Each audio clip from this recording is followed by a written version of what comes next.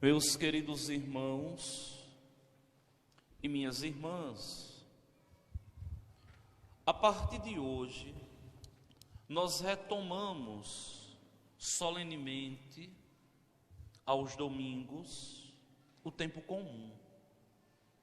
E a partir de hoje, nós começaremos uma catequese continuada, até o domingo mais próximo, ao dia 30 de novembro, quando chegaremos ao término do ano litúrgico.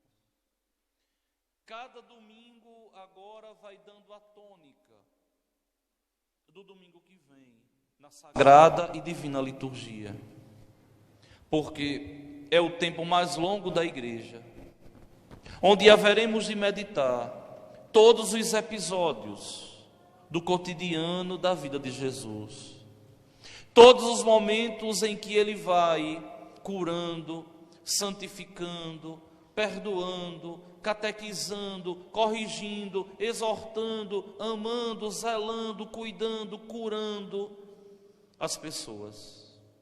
É um tempo que não é comum, porque não exalta de jeito nenhum aspecto importante da vida de Cristo. É comum porque no cotidiano da vida dele, no cotidiano de sua humanidade, se revelara a sua divindade. Chegando um poeta português chamado Fernando Pessoa a dizer que aquele homem era tão humano, mas tão humano ele era, que ele só poderia ser divino. Então vejam, nós já passamos por todos os estágios especiais, importantes da vida de Jesus. Nós já comemoramos o seu nascimento, já comemoramos a sua encarnação, o seu nascimento divino, já comemoramos a sua paixão, a sua morte, a sua ressurreição, já comemoramos a sua ascensão ao céu, já comemoramos o mandato dele com o Pai, do Espírito Santo, sobre os apóstolos e Maria reunidos no cenáculo. E por fim, domingo passado, comemorávamos a solenidade da Santíssima Trindade. Ou seja, todos os aspectos absurdamente relevantes da nossa fé, nós já vivemos e agora iremos contemplar o cotidiano da vida de Jesus. Só que vejam bem, hoje a Divina Liturgia nos coloca um texto do Evangelho que nos fala de um questionamento que Jesus faz aos discípulos. Se vocês veem bem o texto de hoje, não começa assim, naquele tempo, como comumente nós começamos os domingos, mas o texto hoje começa assim: certo dia, ou seja, em um dia diferente, em um dia especial, Jesus estava rezando em um lugar retirado. Aqui, a tradição bíblica nos diz, nos mostra, que Jesus estava fora da Terra Santa, porque Jesus já era um fenômeno. Observem que aqui, nesse momento, ele já vivera com os apóstolos mais ou menos uns 2 anos. Já era conhecido de todos, já tinha operado muitos milagres, já causava um desconforto ali na sociedade, porque onde ele estava, muita gente acorria até ele. Então Jesus aqui, em um certo dia, ele vai para um lugar retirado. Que lugar é esse? É aos pés do Monte Hermon, em um lugar chamado naquela época de Cesareia de Filipe, fora da Terra Santa.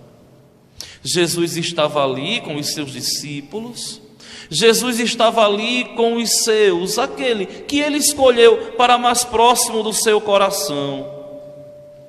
E estando ali com eles, Jesus agora vai catequizá-los. Lembrem que Jesus, sendo um fenômeno, ele tinha dois públicos. Ele tinha o público comum, aqueles que ele estava catequizando para fazê-los filhos de Deus, e ele tinha o público seleto dos seus discípulos, aqueles que ele também estava catequizando para fazê-los pastores do povo.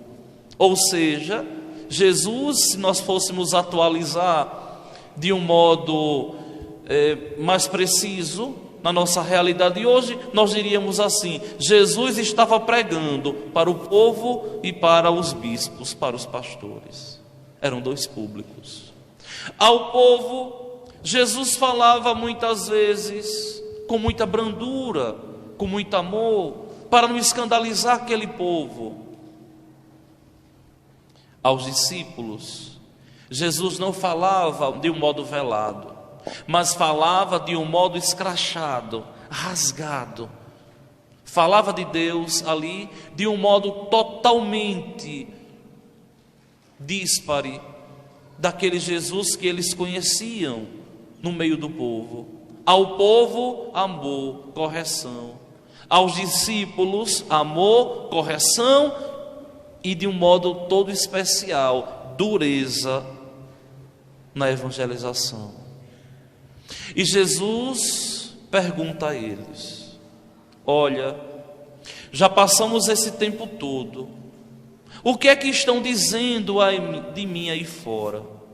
Depois que eles me viram pregar, depois que eles me viram curar, depois que eles me viram fazer tudo isso, o que é que eles estão dizendo de mim aí fora?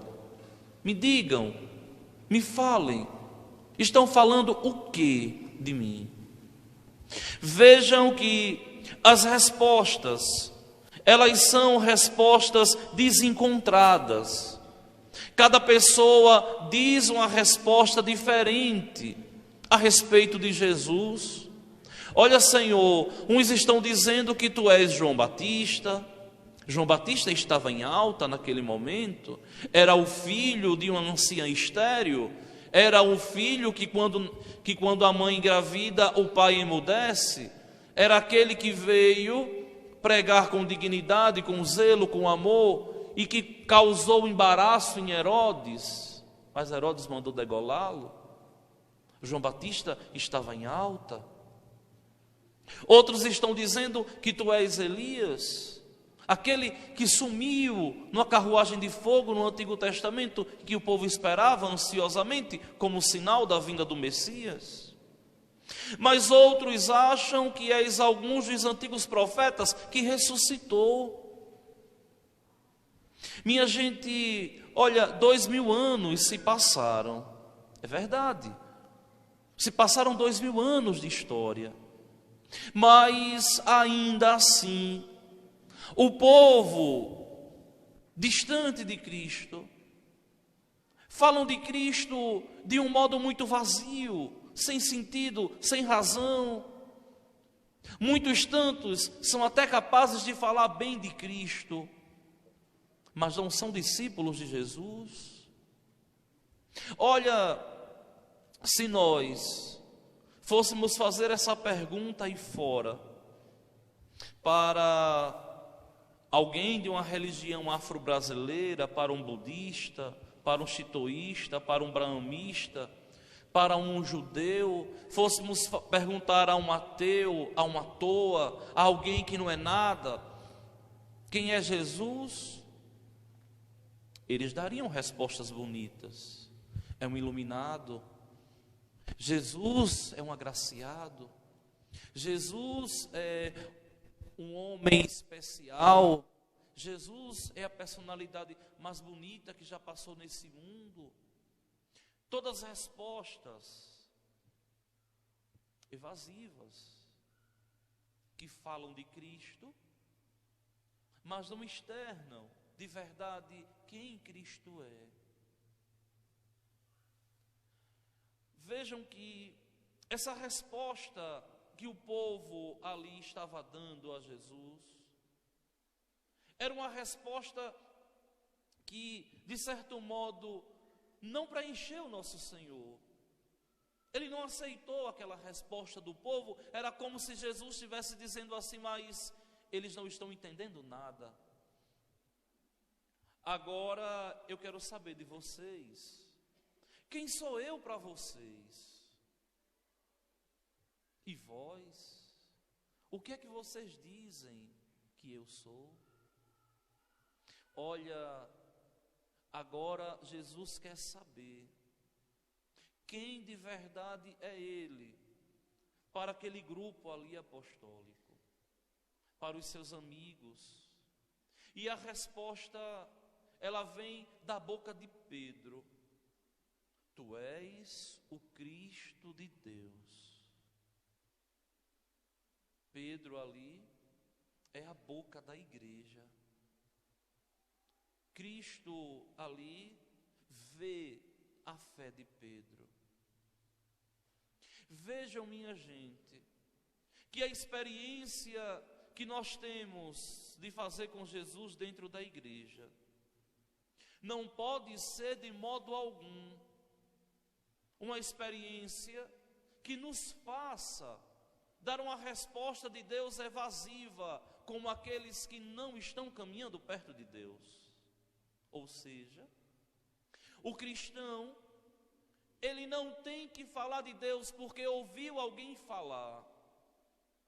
O cristão, ele tem que falar de Deus porque ele experimenta Deus dentro de si. E aqui é que nós temos o grande diferencial, que muitas vezes vocês de dentro da igreja não conseguem perceber isso aqui.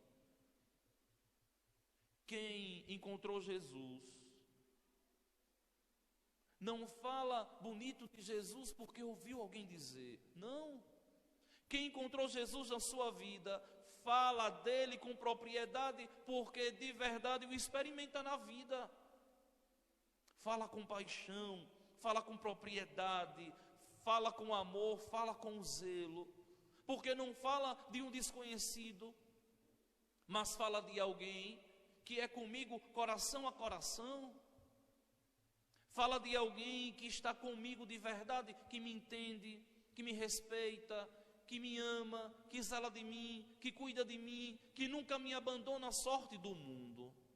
Ou seja, a resposta daqueles que vivem dentro da igreja, que vivem a fé, deve ser uma resposta com propriedade. Ou seja, Jesus para você não é um iluminado, não deve ser um profeta, não deve ser uma grande personalidade da história, não. Jesus para você é de verdade o seu Deus. Jesus é de verdade para mim o meu Deus. O Deus que eu depositei a minha vida e toda a minha confiança. O Deus que a gente se dirige a Ele e que de verdade Ele nos fala coração a coração. Essa resposta de Pedro é uma resposta completa, perfeita. Tu és o Cristo de Deus. É a mesma resposta de Tomé, quando Tomé, olhando Jesus, diz: meu Senhor e meu Deus. Minha gente, quantas vezes nas nossas vidas nós paramos e dizemos assim: é o Senhor, é Ele. Isso é manifestação do Senhor. É o Senhor me sinalizando, é o Senhor me dizendo algo. Deus aqui está me dizendo uma coisa: é Ele. Quem me deu esse livramento foi o Senhor. Quem iluminou a minha mente foi o Senhor. Quem me protegeu foi o Senhor. A relação que nós devemos ter com o nosso Senhor não pode ser de modo algum uma relação artificial. Muitas vezes eu fico a observar a experiência de muitos católicos em pleno século XXI, mas uma experiência, na minha terra chama assim xoxinha, eu não sei se aqui chama assim uma coisa pequena, xoxa, não é? Uma experiência tão xoxa com Jesus, está dentro da igreja, participa das pastorais, participa dos movimentos, mas muitas vezes qualquer coisa desanima, troca Cristo por qualquer coisa é motivo de colocar Deus em último lugar. É como se nós estivéssemos fazendo por fazer. Não.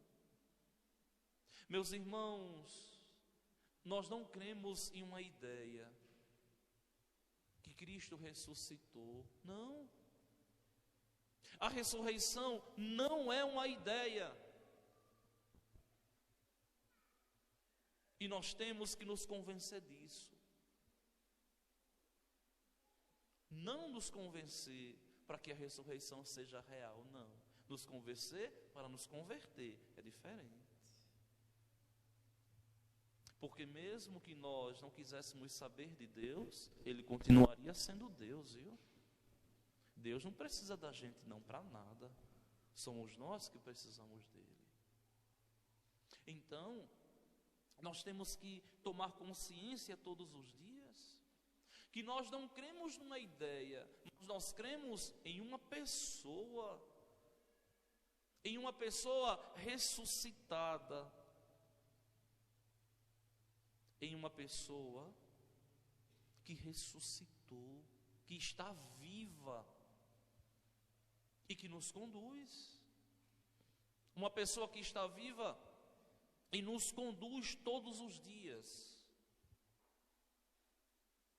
Só que é tão interessante isso aqui, porque essa pergunta de Pedro, ela é completada pelo pensamento da carta de São Paulo aos Gálatas. Quando Paulo, olhando a comunidade dos Gálatas, Paulo diz assim: vós todos sois filhos de Deus, pela fé em Jesus Cristo. Vós todos que fostes batizados em Cristo, vos revestistes de Cristo. E o que vale não é mais ser judeu, nem grego, nem escravo, nem livre, nem homem, nem mulher, pois todos vós sois um só em Jesus Cristo. Sendo, pois, então, da descendência de Abraão, herdeiros segundo a promessa. Qual é a promessa? A promessa, muitas pessoas não conseguem entender. A promessa, as pessoas pensam que é simplesmente o céu. Não é o céu, não. O céu é consequência dessa promessa. Qual é a promessa, Padre? É o que Jesus vai dizer: eis que eu estarei convosco todos os dias. Está conosco nos momentos de alegria.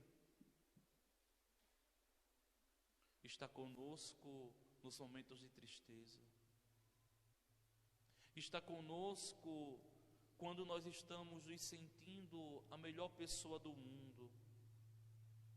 Mas está conosco também quando nós, olhando para nós mesmos, nos vemos e nos sentimos um nada. Está conosco quando nos elogiam, mas está conosco também quando nos caluniam. Está conosco também quando as pessoas que estão ao nosso redor são leais, mas está conosco também quando sofremos a decepção e a infidelidade. E por que, Padre, Ele está conosco? Porque a razão de ser cristãos é simplesmente que Deus nos criou. O homem não quis saber de Deus, mas Deus não abandonou o homem. se encarnou para resgatar o homem e para ofertar ao homem o céu. Ou seja, a presença e a companhia dele eternamente. Olhem o que é que Jesus diz: quem comer deste pão viverá eternamente. O que é o viver eternamente? O viver eternamente aqui não é que vai chegar um momento que o homem vai deixar de existir e só vai existir quem comungou a Eucaristia. Não. O viver eternamente aqui é recebermos a vida de Deus, em Deus, por Ele e nele. O que é isso, Padre?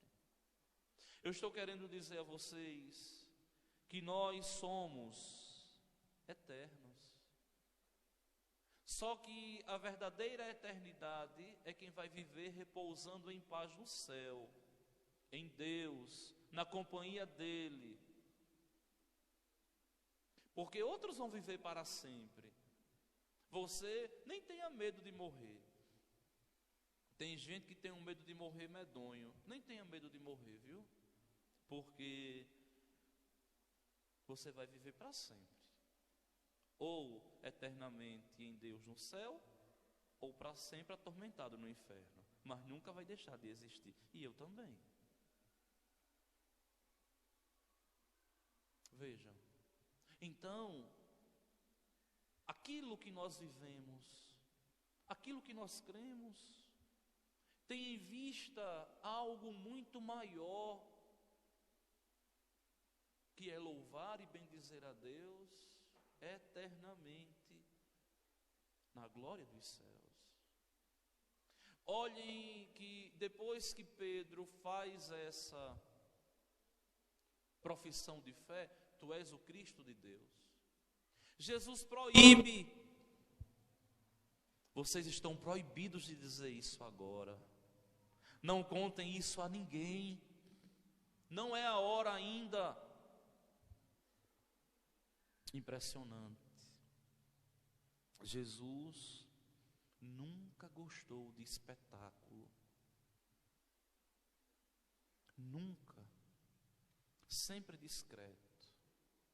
Sabe por que vocês não podem contar? Eu ainda preciso ter mais um tempo aqui para evangelizar, para conquistar, para atrair discípulos. Vocês não podem contar agora. Sabe por quê? Porque o Filho do Homem deve sofrer muito. Ele vai ser rejeitado pelos anciãos, pelos sumos sacerdotes, pelos doutores da lei. Deve ser morto e ressuscitar no terceiro dia. Minha gente, isso aqui também é atual até hoje. Antes da encarnação, Deus não conhecia sofrimento, não. Isso aqui é uma altíssima teologia, chamado de soteriologia. Antes da encarnação, Deus não conhecia sofrimento, não. Deus veio conhecer o sofrimento porque teve corpo. Antes do corpo físico da segunda pessoa da Trindade, de Jesus Cristo, Deus não conhecia sofrimento. E por que sofreu? Por amor a nós. Não tinha necessidade nenhuma. E o mais bonito de tudo é que sofreu por amor. Por isso que a gente diz assim, sexta-feira da paixão. É interessante porque quem não tem fé nem clareza de teologia católica, vê a sexta-feira da paixão como uma desgraça. Mas quem tem fé, ao contemplar e vivenciar a sexta-feira da paixão, sabe que foi tudo por amor a mim, Eu estou revivendo para que eu possa me converter. Só que 2000 anos se passaram. E isso aqui continua até hoje. Do mesmo jeitinho, o Filho do Homem deve sofrer muito. E como Deus sofre quando nós somos ingratos e escolhemos caminhar sem Ele? O Filho do Homem vai ser rejeitado pelos anciãos, pelos sumos sacerdotes e doutores da lei. Minha gente, isso aqui é tão atual. Como nós temos pessoas que querem pregar a sua doutrina, ao invés de pregar a doutrina de Cristo, é rejeitar a doutrina.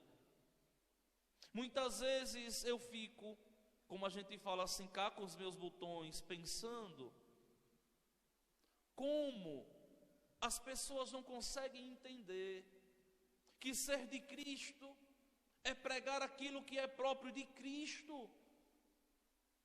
Por exemplo, quando, por esses dias, eu estava conversando com um casal que infelizmente caminham, ou melhor, que felizmente caminham na igreja, muito bem, graças a Deus, mas infelizmente aconteceu um problema no meio do caminho com um deles, teve que ter uma separação e depois juntou com outra pessoa, mas vivem muito bem.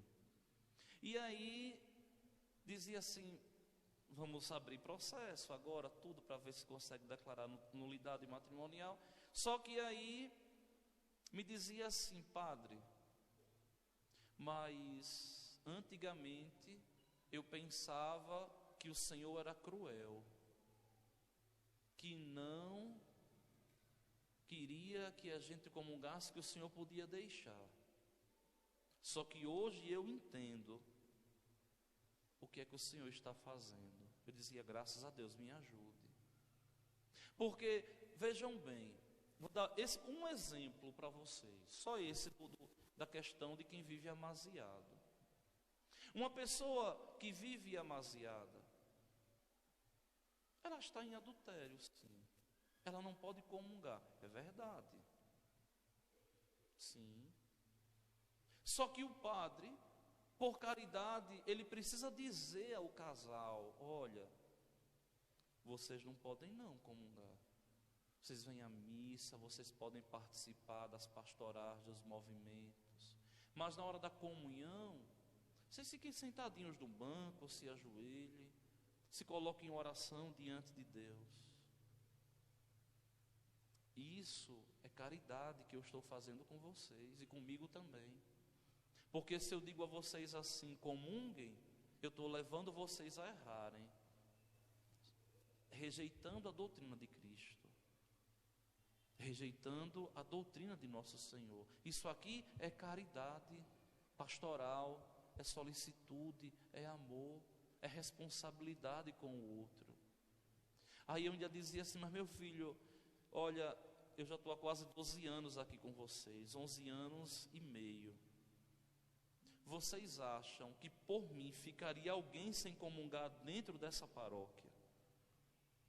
Por mim comungaria todo mundo, sem ninguém faltar à missa de domingo, que é pecado grave. Por mim comungaria todo mundo na igreja, é claro. Porque se existe felicidade para um pai, é alimentar o seu filho. Aqui no Brasil, é falta de educação. Quando come, não é a pessoa arrotar, né? É falta de educação. Mas em alguns lugares da Europa, em outros lugares, a pessoa comer ali e dar aquele arrotão, não é? É elogiar quem preparou a comida. Eu estranhava muito isso, né? Mas um pai, quando está dentro de casa, assim, formalmente, que o filho come e de repente o pai ri, né? Esse comeu com gosto. E o pai fica feliz, é claro, né? Mas não faça isso na rua não, viu? Mas vejam bem que coisa interessante. É a felicidade do pai, é alimentar o seu filho. A felicidade do padre é alimentar o seu povo. É alimentar o seu povo, para que o seu povo de verdade comungue, e comungando tenha a vida eterna. Tenha a vida eterna. Então, hoje acontece muito isso aqui. Até hoje Jesus está sendo rejeitado pelos anciãos, sumos sacerdotes e doutores da lei. Quando um padre, infelizmente, ensina algo errado, ele não é amigo de Cristo, porque ele está pensando na sua popularidade. Claro que aqui, pregando, anunciando, com caridade, com amor, com carinho. Não, o rebanho não é dele, o rebanho é de Deus. Minha gente, isso aqui é tão sério, por quê? Porque vocês estarem aqui na igreja hoje, vocês não vêm encontrar comigo, não. Vocês vêm encontrar com Jesus e vêm escutar aquilo que Ele tem a dizer. E eu venho aqui, não é para encontrar com vocês também, não. Eu venho encontrar com Ele e nele celebrar a Eucaristia para vocês e por vocês, pela salvação de cada um. Mas essa atitude aqui também acontece em meio à comunidade, viu? Não é só nos pastores, que aqui estão simbolizados, nos sacerdotes e doutores da lei, não. Em meio a vocês também, quando não querem fazer aquilo que nosso Senhor pediu, deixou, ensinou. E vejam que ser católico é duro, não é fácil, é difícil. Porque requer de nós uma decisão na nossa liberdade, e assim despertarmos a força de vontade para sermos cada vez mais de Deus. Mas nosso Senhor continua. Ele deve ser morto e ressuscitar no terceiro dia. E aqui vem a grande exortação que ele diz a todos: se alguém me quer seguir, renuncie a si mesmo. O que é esse renunciar a si mesmo? É renunciar às nossas vontades, quando elas estão em desarmonia com o Evangelho. E é aqui que muita gente não consegue entender. O que é esse renunciar a si mesmo? É quando nós somos chamados a renunciar àquilo que a gente tem vontade e a gente sabe que não pode fazer. Porque se eu fizer, eu deixo de ser amigo de Cristo. Se eu fizer, eu estou fora da comunhão. Tome sua cruz cada dia. O que é tomar a cruz? É eu dizer assim: eu não posso fazer isso, como está doendo, mas eu vou permanecer firme. Meu Deus, como dói. Porque minha gente, olhe, vejam bem, eu vou fazer 20 anos que eu saí da casa dos meus pais, em fevereiro. Saí com 19 e já vou na casa dos 40, esse ano. Mas, vejam bem, como ao longo de 20 anos tem que existir uma luta dentro de mim para fazer a vontade de Deus em tanta coisa, dia após dia. Umas vezes existe uma queda, outras vezes existe um levantar-se, outras vezes existe um sofrimento, um choro, uma agonia, uma incapacidade. Senhor, me ajuda que eu não aguento mais não, porque isso todo mundo passa. Os dramas para sermos fiéis ao Evangelho. E por que assim, Padre? Porque assim foi com ele. Ou vocês acham que não foi difícil para Jesus renunciar a todos os reinos do mundo, quando Satanás falou: se curve aqui que eu te dou tudo isso. Ou não foi difícil para Jesus ser caluniado, massacrado, humilhado, cuspido, batido, ultrajado, podendo revidar, e basta apontar o dedo e a pessoa ali tirar a vida da pessoa e aguentar tudo em silêncio. Por quê? Porque o cordeiro deveria ir para o matadouro em silêncio, como diz o livro de Isaías, a profecia do servo sofredor. Então, vejam aqui, é tomar a cruz. Tomar a cruz aqui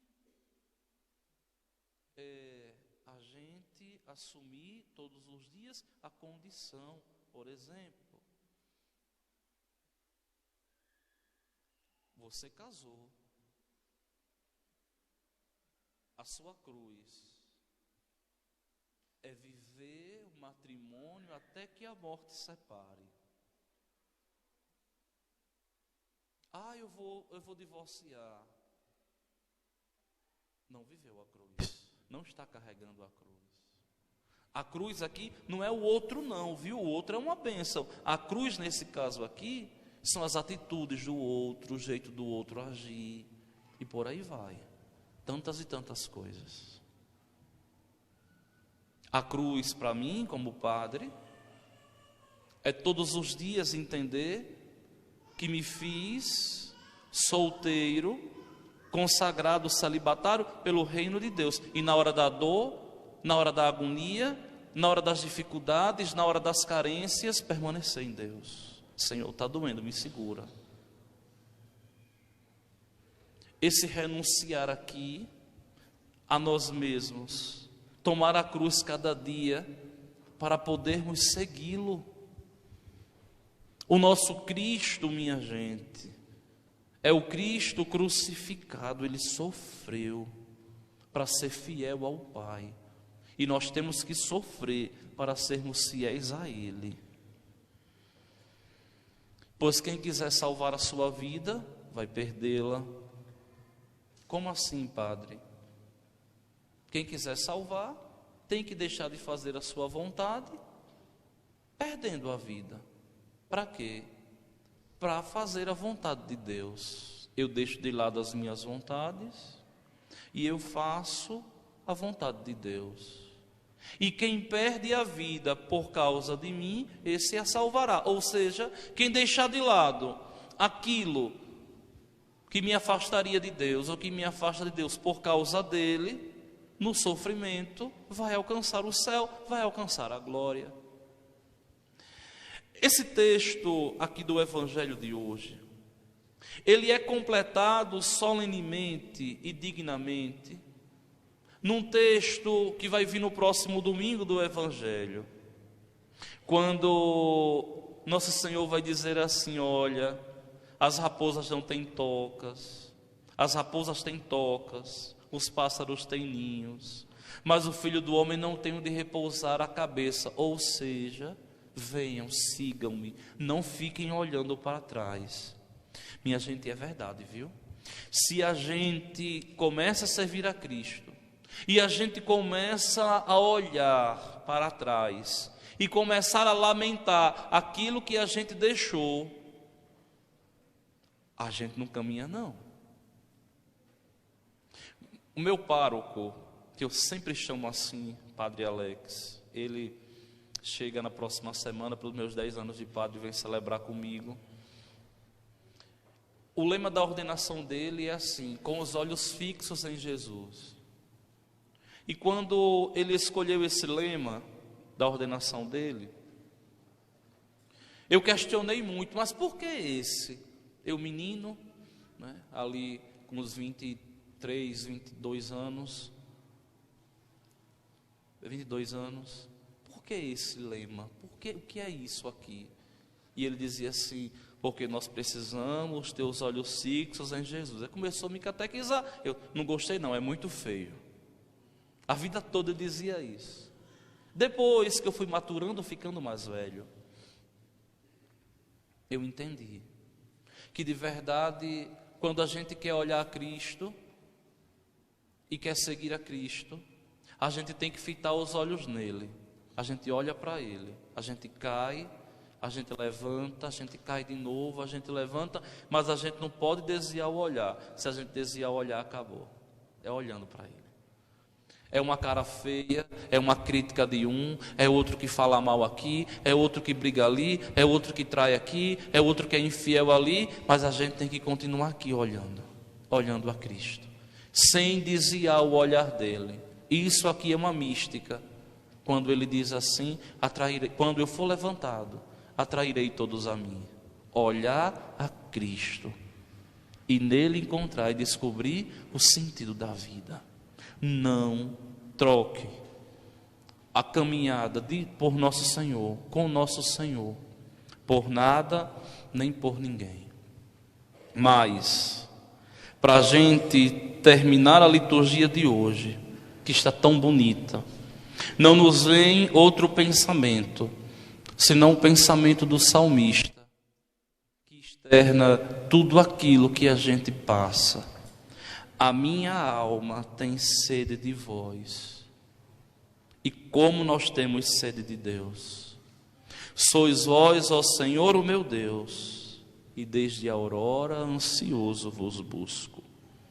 A minha alma tem sede de vós, minha carne também vos deseja, como terra sedenta e sem água. Venho assim contemplar-vos no templo, para ver vossa glória e poder.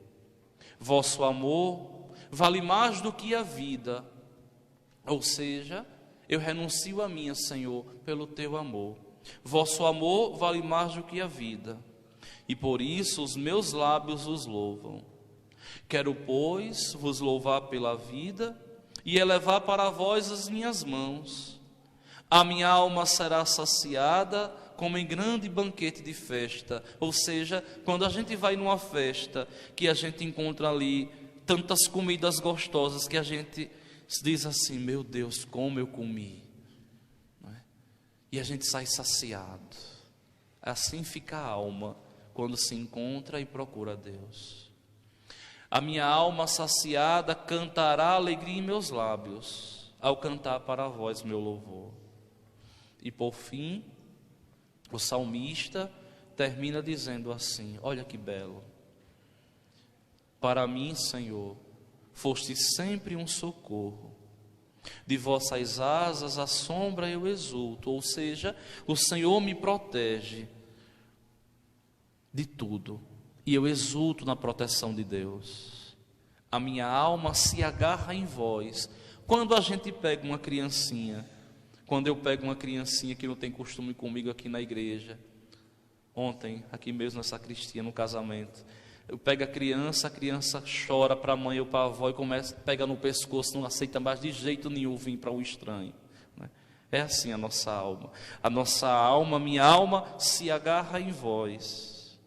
E com poder, a mão de Deus, a vossa mão, me sustenta. Ou seja, é a mão de Deus que me segura, para que eu caindo, eu me erga. Para que eu caindo, mesmo melado, lambuzado na lama do pecado, eu consiga me erguer em Deus e ser por Ele amado e ser por Ele cuidado. Vamos ficar de pé.